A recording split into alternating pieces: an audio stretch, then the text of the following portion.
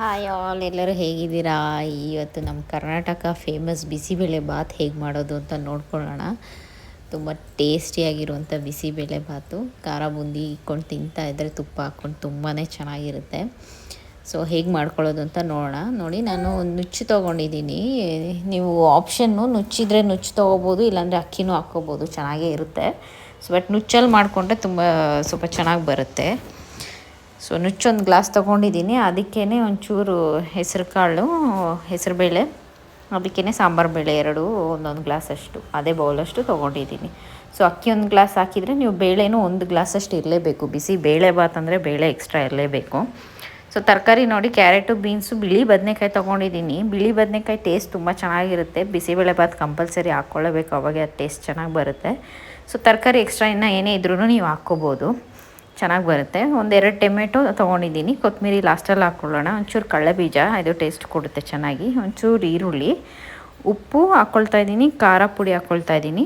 So ಇದಕ್ಕೇ ಒಂಚೂರು ಅರಿಶಿನ ಪುಡಿ, ಒಂಚೂರು ಬೆಲ್ಲ ಹಾಕ್ಕೊಳ್ತಾ ಇದ್ದೀನಿ. ಉಪ್ಪು, ಹುಳಿ, ಖಾರ, ಸ್ವೀಟ್ ಎಲ್ಲ ಇದ್ರೇ ಚೆನ್ನಾಗಿರೋದು. ಬಿಸಿಬೇಳೆ ಬಾತ್ ಒಂದು ಪ್ಯಾಕೆಟ್ ಹಾಕ್ಕೊಂಡು, ಸೊ 2 ಗ್ಲಾಸಷ್ಟು ಅಕ್ಕಿ ಬೇಳೆ ಆಗಿದೆಯಲ್ಲ, ಒಂದು 2 ಗ್ಲಾಸ್ ಅಷ್ಟೇ ಹಾಕ್ಕೊಳ್ತಾ ಇದ್ದೀನಿ. ಆಮೇಲೆ ನೋಡಿ ಹಾಕ್ಕೊಳ್ಳೋಣ. ನೋಡಿ, ಕುಕ್ಕರ್ ವಿಸಿಲ್ ಕೂಗಿಸ್ಕೊಂಡಿದ್ದೀನಿ. ಇವಾಗ ಇದು ಚೆನ್ನಾಗಿ ಆಗಿದೆ, ನೀಟಾಗೆಲ್ಲ ಬೆಂದಿದೆ.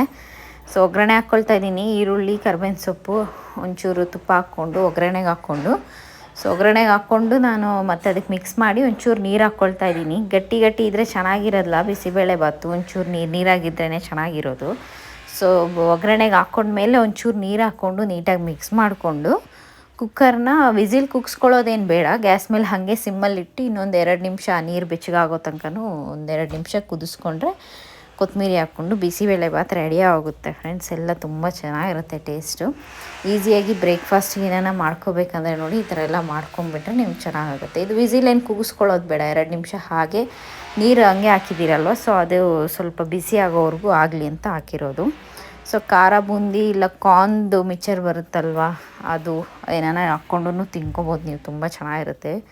ಸೊ ಬ್ರೇಕ್ಫಾಸ್ಟಿಗೆ ಮಾಡ್ಕೊಂಡು ತಿಂತಾಯಿದ್ರೆ ತುಂಬಾ ಟೇಸ್ಟ್ ಚೆನ್ನಾಗಿರುತ್ತೆ. ವಿಡಿಯೋ ಲೈಕ್ ಆಗಿದರೆ ಲೈಕ್ ಮಾಡಿ, ಶೇರ್ ಮಾಡಿ, ಸಬ್ಸ್ಕ್ರೈಬ್ ಮಾಡಿ. Thank you.